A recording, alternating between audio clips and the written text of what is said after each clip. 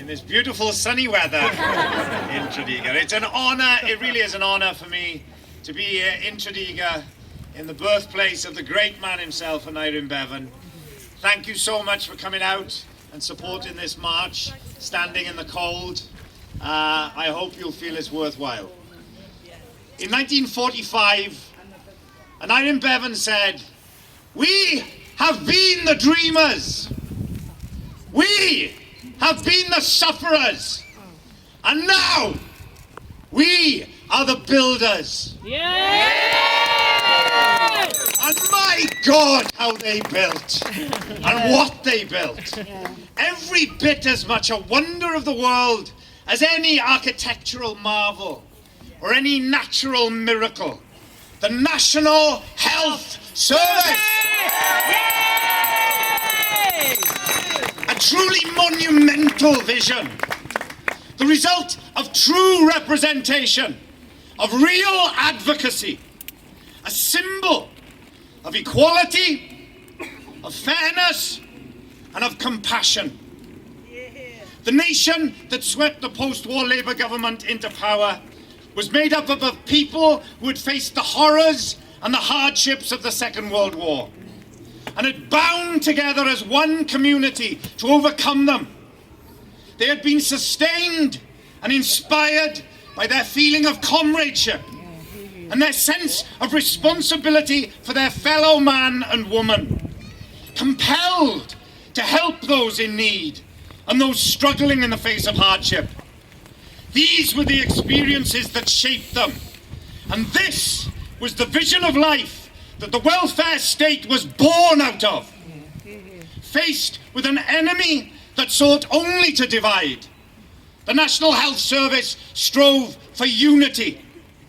Where they traded in fear-mongering and blame and exploitation of the vulnerable, the NHS represented compassion and generosity and acceptance.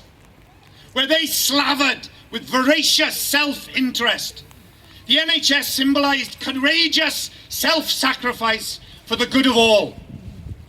In his book, In Place of Fear, Bevan said, "The collective principle asserts that no society can legitimately call itself civilised if a sick person is denied medical aid because of lack of means."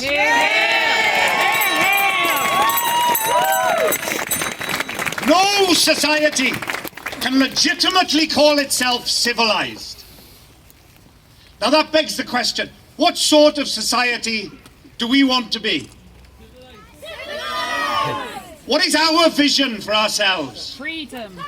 What are the qualities and the principles that we aspire towards and choose to defend because it is a choice? Do we want to be a society that is fractured? No. Divided? No. Disconnected? No. Do we want to be a society that is suspicious and mistrustful of its own people? No. A society that is exploitative, that sees people as commodities, as numbers, mere instruments of profit, to be used while they have use, drained of whatever they can offer, and when they are seen as no longer useful, just abandoned, cut adrift, preferably unseen and never again heard from. Or do we want to be a society where each person is recognised, where all are equal in worth and value, and where that value is not purely a monetary one?